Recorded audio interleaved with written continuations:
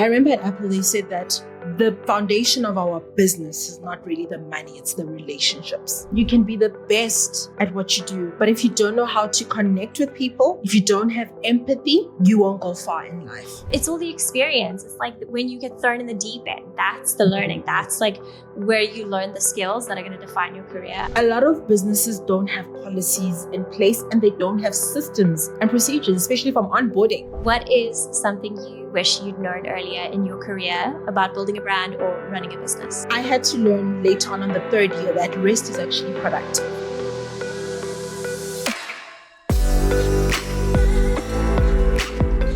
Hello, and welcome to South Africa Tech Marketers, where I uncover the journeys of marketers who are absolutely thriving in South Africa and beyond in the hope of helping you do the same.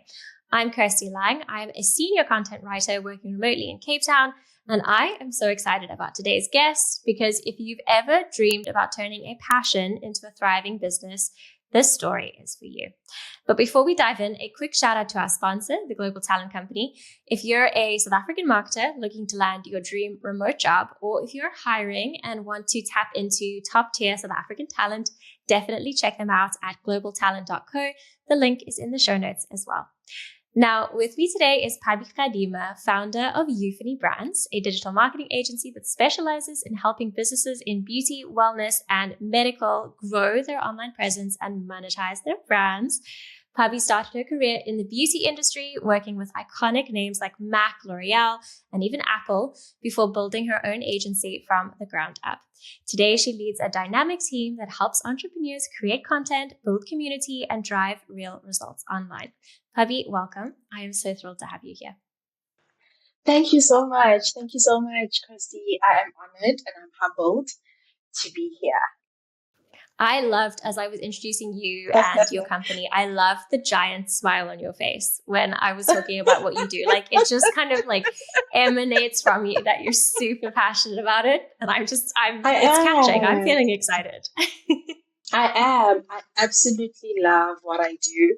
And I just feel it's a privilege to be able to do what I do every day, making a difference, whilst also meeting the bottom line. So it's really a win-win for me.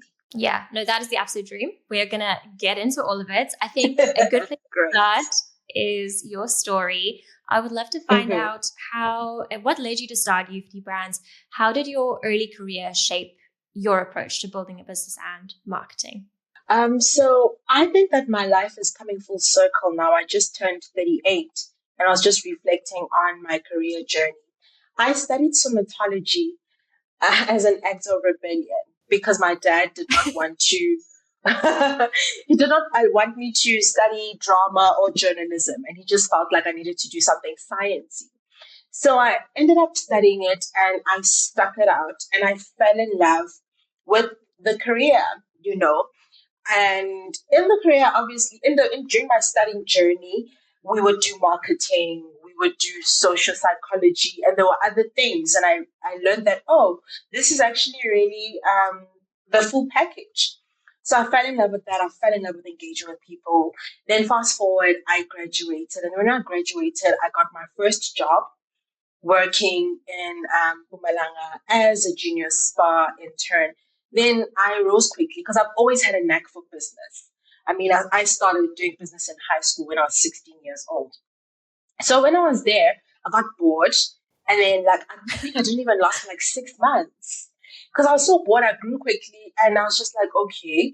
And then there was a lady in Mpumalanga. I don't know how she got my details. She kept on calling me saying that she wants me to intern in her agency, the travel agency. They work with luxury travel groups and big hotel groups. And I was like, but I didn't study marketing. And she's like, no, come, I want you. I've heard about the great things you've done where you're working, So then I go, I work for her, I intern, and I learned so much. And then this one time she throws me in the deep end and she says to me, there's a 6-star resort in Kruger National Park. It's struggling. We don't know what to do. She's like, do your magic. I'm like, but what magic? What must I do? So do a brand strategy. I'm like, I've never done that. What is that? And then she says to me, I trust you to figure out this is the framework. Just Oh my God, I love do it. it. So I do that. And I remember I didn't sleep for a couple of nights Oh, bless you. going through the PowerPoints because I'm trying to, and Google was not as advanced back then. That was back in No 2011. chat GPT to do it for you. Yeah, so you had to think your way through it. So I'm doing this. And then the following day, I submitted. She loves it. She presents. The hotel is like, this is absolutely brilliant. Let's test it out. They test it out, and within, I think, less than a month, the occupancy just skyrocketed. And now That they're is asking me, amazing. what did you do? And I was like, I don't know. I just saw the things that were not working and I came up with the solution. And then she said to me, she's like, my darling, you just did what we call a branding strategy. You've aligned the brand. Now you hit on the touch points and that, and the occupancy increased. And then she said to me, you need to consider getting a marketing degree. And I was like, I don't know about that. And so fast forward, then I do my internship, then I leave, and then I relocate back home. Twitter is big in 2011 and 2012. I create an RIP. account, but I create a social media account, and I just feel that let me start educating people about skincare, right? And under the pseudonym, not my name, skin therapist, they say. So now this thing blows up. And then brands start reaching out to me saying, hey, we want to offer you a job. And I'm overwhelmed. And then brands are flying me to events. And I'm there with beauty editors and I'm thinking, what's going on? And I get gifts, PR gifts, and I'm blogging. And then it was not even called influencing. I was just enjoying it. And then I end up going to L'Oreal. So I work at L'Oreal and they say you'll start from the ground from retail. I was like, no, that's great because I enjoy sales. And I start implementing strategies within this business. So if I can just give you perspective, I was at L'Oreal for about 3 years. And in the space of when I started with the brand that I was working for, Kiehl's, they only had one store. They just opened the second one. By the time I left, we had opened 13 stores. Oh my And gosh. I had other brands. Love And then I worked my way up. Yeah, I worked my way up from retail to now being the store mentor. I would open stores across the country and mentor the store managers. Then I moved up into being the first education manager for Kiehl's in South Africa. And then I started also getting into product development, working with marketing, working with research and development in terms of bringing brands like Urban Decay. Clarisonic was also my baby, and working a little bit with Lancome. And I must say that I think my journey was due to my mom. My mom was very strategic in my career because she would say, I think you should do this. I think you should go there. You should work there. She was very strategic. And I also had amazing mentors. Yeah. I had amazing mentors along the way who guided me throughout my journey. From some of them are still at L'Oreal, some have left.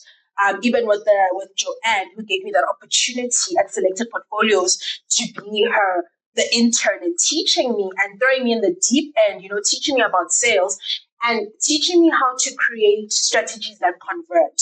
I think that's one thing I learned from her. She was like, marketing is not really about being pretty and all of that.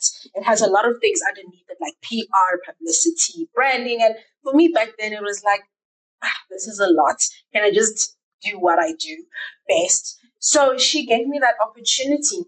And then I grew, obviously, I went to L'Oreal, then it was Estée Lauder Companies and my cosmetics.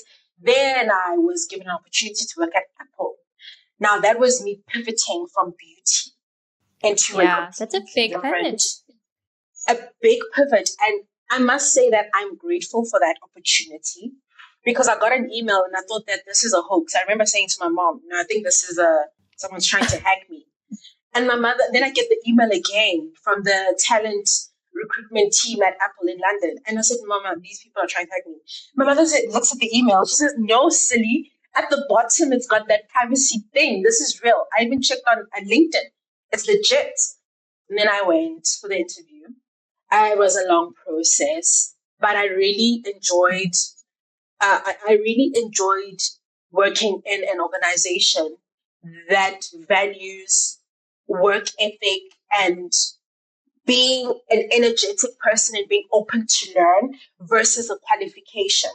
Because I didn't understand. I was like, but guys, this is not me. Like, look at all of these people introducing themselves. Hey, I'm from this company, from big banks, from whatever, and the roles that they do. And they're like, no, we don't. We employ a culture. We want a person who is open to learning. We want a person who's energized. We want a person who wants to succeed. And I really, really did. And even when I left, it wasn't on bad terms. It was from a point of, I want to explore this marketing thing myself. And I remember when I had my conversation with my manager about 4 years ago, when she saw my resignation letter, we had a nice conversation. She said to me, look, I give you my blessing because I've seen how you are on social media. I've seen how you go all out when we give you stretch projects that have to do with social media marketing and all of that. And you just go all out. And I want you to flourish wherever you are. So then I left, and then Euphony Brands had already been registered. And then I started with the business, but I wasn't really into it until my mom passed away. I'm about to wrap up this very quickly. Until my mom passed away in 2022. It's okay. I think now I'm much better. It hit me a lot because she played a huge role in my career, a big, part in my career. And it was so sudden. And then she passes away. And I remember the last conversation that I had, I was actually reflecting on it today. She said to me when she was in hospital, she said, don't give up, She's like, I know right now you at that, it's a year since you left your 9 to 5. And I know you want to go back because you haven't burnt your bridges. And right then, people are busy inviting me for interviews. And I'm just going just to honor, to be respectful. But a part of me is like, I don't want to because if I go, it will be out of desperation. And the mother said, things will come together. You will see. And that was the last conversation I had with her. Then she passes away.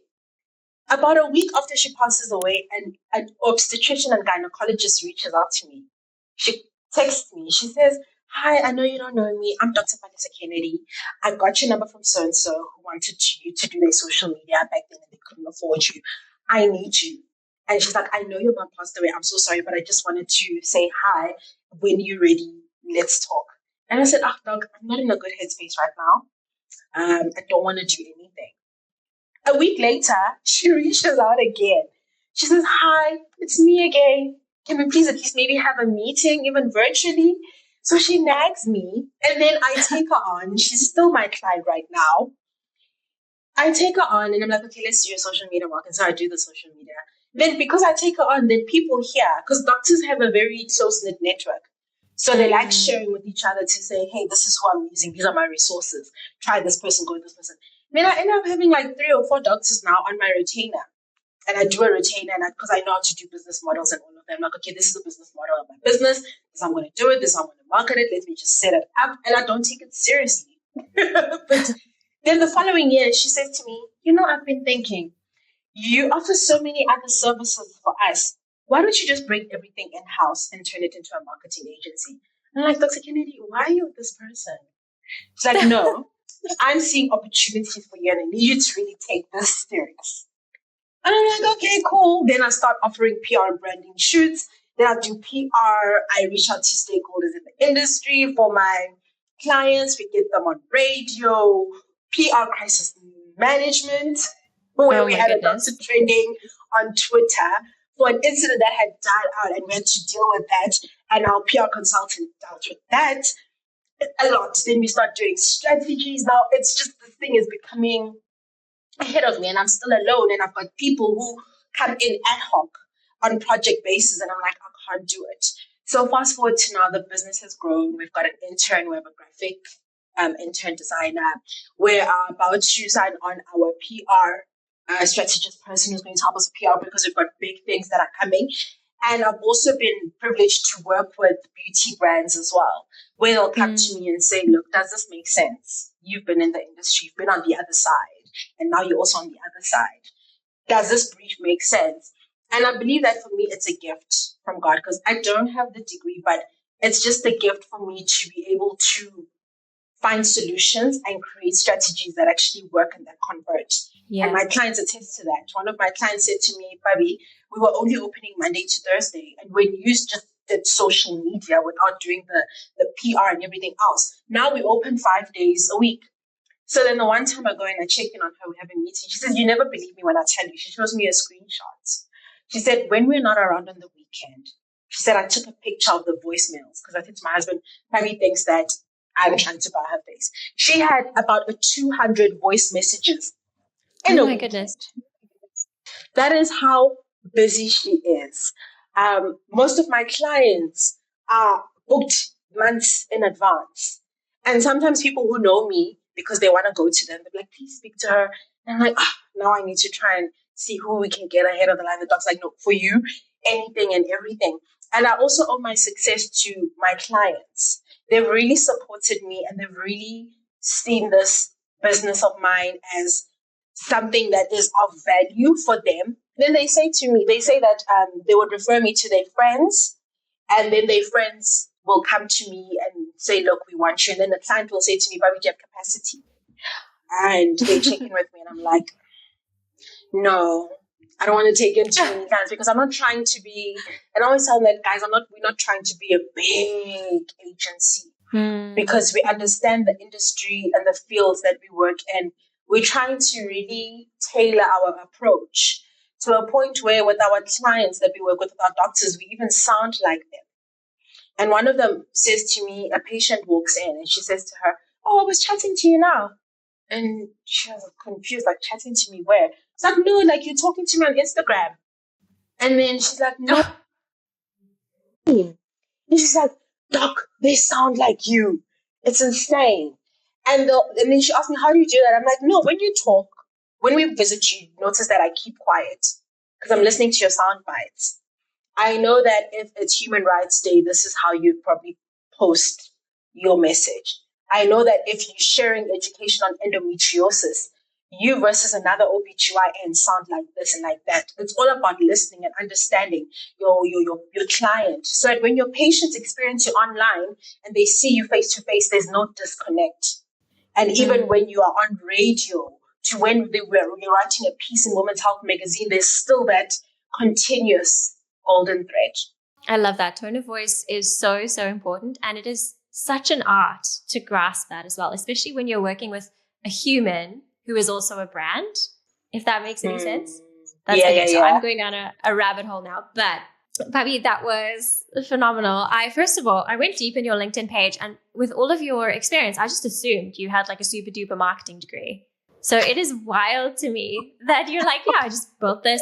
But like, isn't that the thing though? I think so much of what I learned at uni, like it's all the experience. It's like when you get thrown in the deep end, that's the learning. That's like where you learn the skills that are going to define your career. And I love that your story is so driven by that. And also what you mentioned about mentors as well, that really resonates with me. I think I love that you've had those people in your life, even like clients, like you spoke about Dr. Kennedy, who was like, "Hold up, we need to do something bigger here."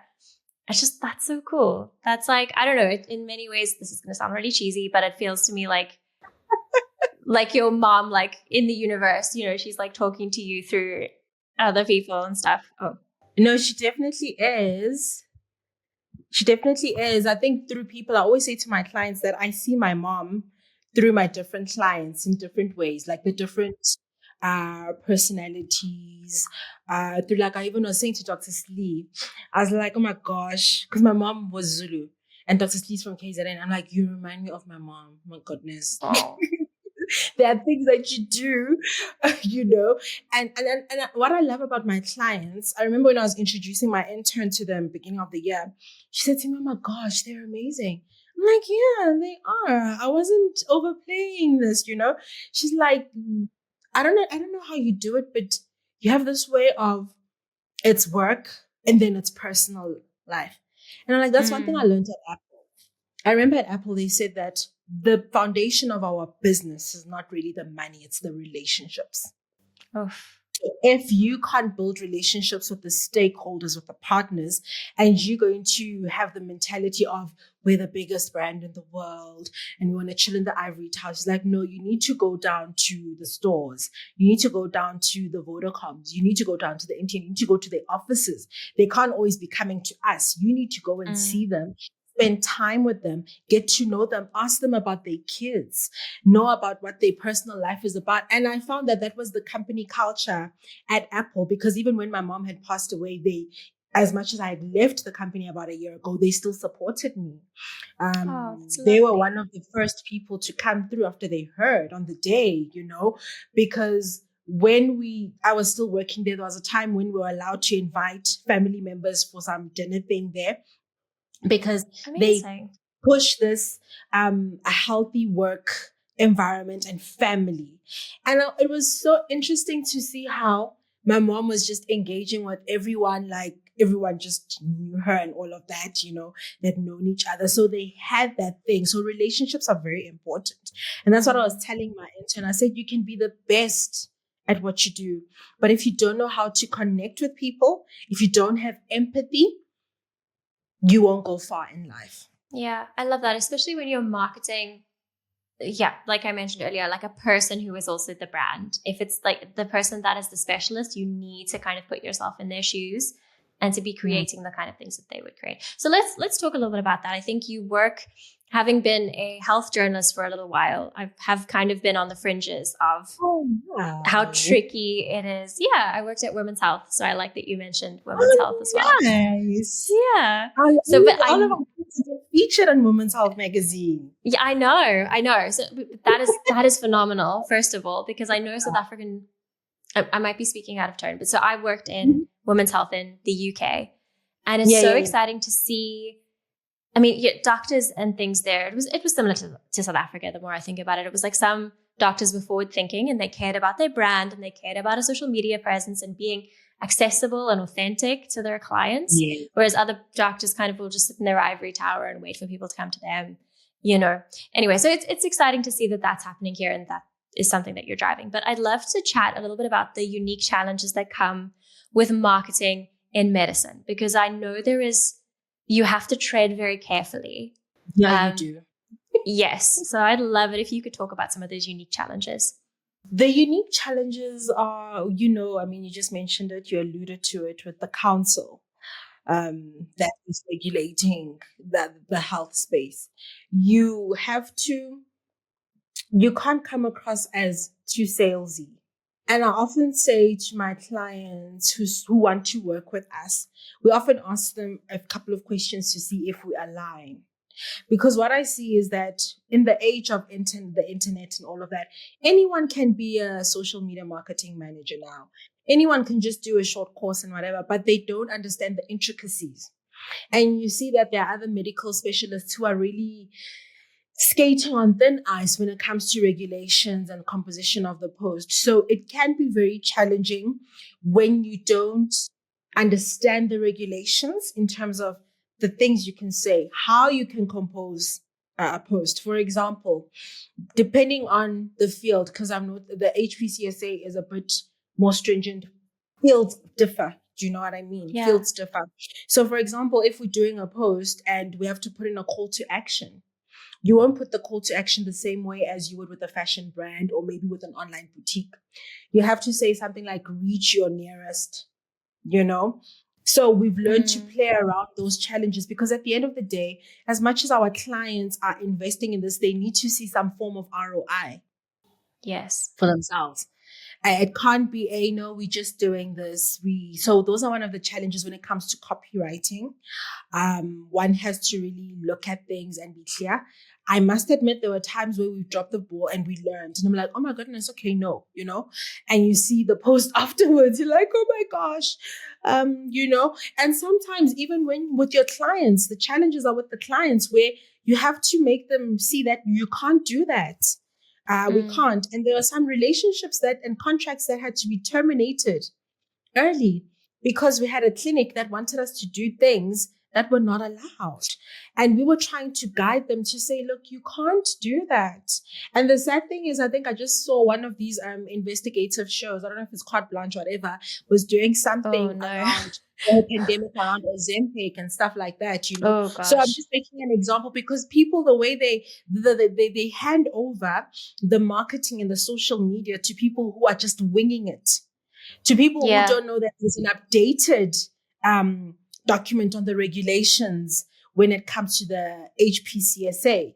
To people who don't know that if I'm working with a derm and we're doing skincare, you're not allowed to advocate for one unless it's a paid partnership and it's listed, because that was only updated recently. But previously, I mean, like 2 years ago when I was working with a derm, we'd have to mix up products so that it doesn't come across as this is what I say works. Because then Interesting.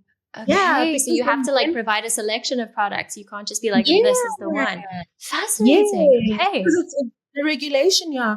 And because it also protects your client and you. It indemnifies the both of you, because should someone then see you with that one and they use it and then they sue you, it's a lawsuit. And because now you are not only under the HPCSA, you're also under the board of whatever industry you're in. They can't also protect you. So, Oh I my mean, there were goodness. times where they were really going hard per specialist to say, guys, per industry, specialists to say, guys, you can't do that, because they also get too excited. And I know. you have Yeah. the voice of reason as the practitioner to say, doc, we can't do this. Unfortunately, if you want to continue that way, then we're going to have to just terminate, because we are not going to put ourselves at risk to go behind a social media campaign where you are just selling this without the regulations, and whatever you're selling, whatever you're driving is not even regulated in our region. Because another problem is, going back to the point where I was saying that people go onto social media, they learn things and they think that they can be a social media manager. Then what happens is that, and this is what I've seen, and you've probably seen this as well, where people implement social media based on how it's implemented in other regions in the world, forgetting that those regions have different regulations, Oh my So they goodness. will It's implement giving those me anxiety just strategies. thinking about it. Yeah, because I Oh, mean, we've seen it, because people will implement strategies that they see in America. Not to say those are wrong, but that works for their region. Each region has their own regulation. Even like as a derm, there are regions that don't allow certain products and ingredients, certain terms. Even in South Africa. And I know this how, because when I worked at L'Oreal, I had the privilege of working with R&D when we'd bring in a product into a country, and I saw that, okay, every region has their own rules, which is why there are regulations. So now you are implementing a strategy for this client. This client does not know about marketing because they're just a specialist in their field as a medical doctor. And this goes, and then the next thing, they get a big fine or they get a lawsuit. So it's oh very, my very goodness. important for prospective clients in the medical space and even in the beauty space to vet who they're working with. Does this person Yes. understand the industry? Is this person familiar with the regulations of the HPCSA? Is this person familiar that marketing gimmicks from other countries do not work here? We're not allowed to. Yes. Yeah, Pabi, I so often say, oh, it's marketing. No one's going to die. Do you know what I mean? But in this Yeah, case, yeah. I mean, I don't want to. Anyway, hats off to you, because Yeah. that sounds, I mean, marketing itself is stressful, but working where there is this added layer of complication and like rules, I mean, that serious hat tip. Yeah. Along those lines, I wanted to ask you about when you onboard a new client. What are some of the mistakes that you see small businesses or, folks building their personal brands? What are some mistakes that you see them making right off the bat? So some of the mistakes that I see them making and some of the mistakes that I've had to learn from is not getting the processes right. Mm-hmm. Because the industry I work in with medical and wellness is very tricky in the sense that these people are very busy. So if you don't get the foundation right in how you onboard them and showing the policies and the procedures the right way, you'll find yourself in a predicament, because they work with crazy schedules. And if you don't tell them this is how we work, these are the expectations, they're going to expect you to respond to something at 1 a.m. because they've just walked out of theater. They're going to expect you to just check everything and vet everything without them vetting. So a lot of businesses don't have policies in place and they don't have systems and procedures, especially from onboarding. And I've seen this when I would onboard a new client, because they'd be shocked at the things I ask from them. I'll say, okay, we need this. We need this. Here's your welcome kit. They'll feel a bit overwhelmed. And I'll often tell them that, don't worry, doc. This is going to feel like this for the first 1 or 2 months. But we need to make sure that we cover our bases and that we are aligned with the onboarding so that you can then continue with your life.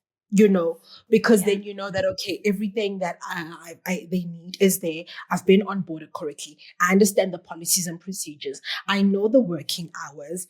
I understand what it looks like if I want a shoot and I'm, let's say, 80 kilometers away. I know everything. I've read my contract. I get what my contract means. So a lot of businesses don't even do onboarding. They don't even do onboarding. And how can I tell? I can tell when I'm getting a client who comes from another agency coming to me, where I'll ask them that, okay, doc, can I have your document with your logins? I'm like, I don't even know my logins. I don't even know. The person was, and I said, but you can't allow that because that's your brand reputation. You can't have a person having ownership of your social media platforms without you knowing. That's terrifying. Yeah. Yeah, because they can ruin your brand out of being upset with you. Because I've had such scary stories where clients have been held hostage. I've had such stories where clients paid someone and the person just disappeared. They've changed their number. They know where to be found. I've had stories where clients had their social media held hostage and they had been removed because they don't understand those details. They said, no, you need to be the one who owns your page. I can create it, but on Facebook, on Meta, this is how it works. So when I give them all of these things, it is overwhelming, but then they realize that, okay, this is very important. I mean, simple things like they will not know that their website is on bid. It's being sold. Gosh. And that's your name. And I say that's your name. That's your name. So when you have policies and procedures and you sign those documents, you need to know and understand these things, that who has ownership of your images? Who has ownership of your website? Is it you? Is it the person who built it?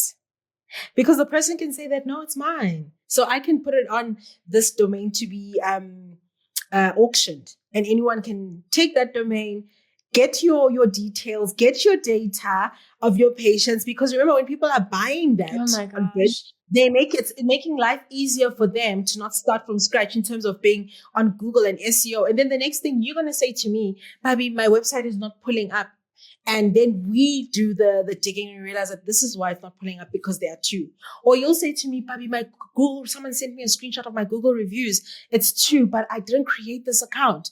Whereas you find that someone else did. And because there was no onboarding, there was no checklist done to say, do we have this? Do we have this? What do we need to fix? So I find that a lot of the times we have to do the rectifying and fixing because onboarding was not done.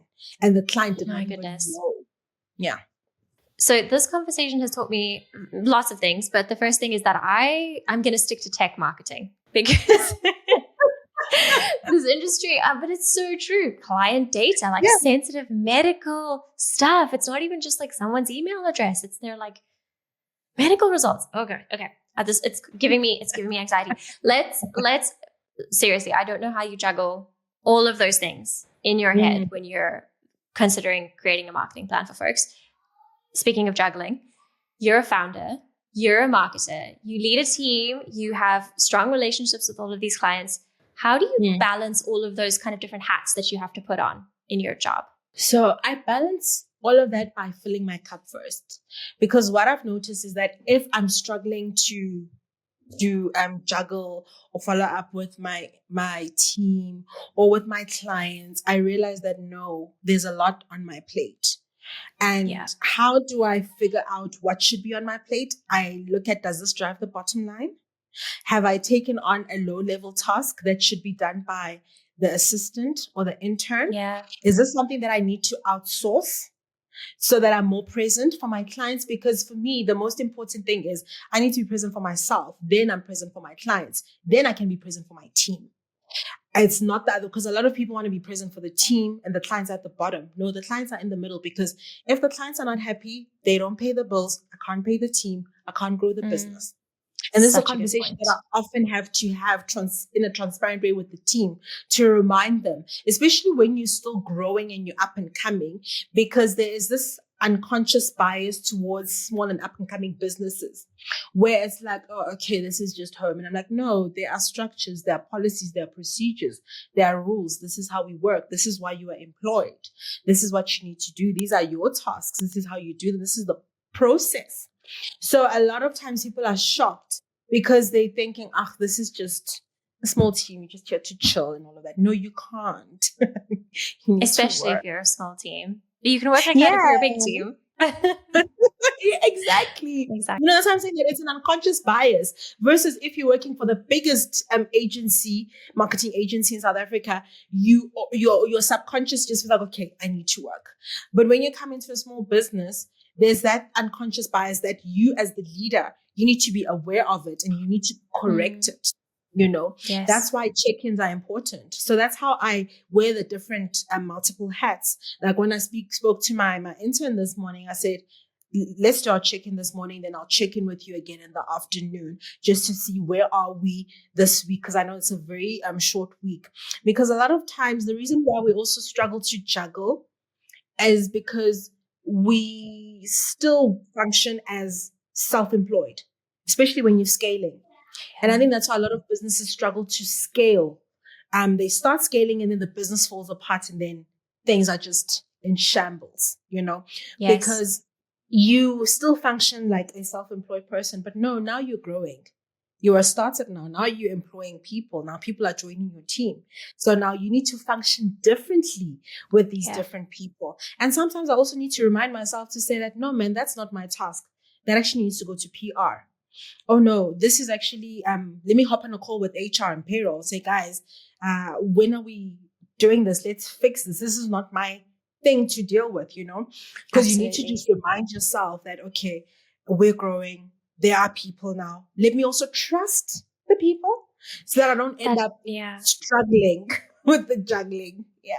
That must be so tough because you have been doing everything yourself. And because, I mean, it seems like you are so exceptional at everything. You could do everything, right? And you know it would be done perfectly, but you've also hired well. So you need to kind of trust those people. I think that is something that I would struggle with if I was in your shoes.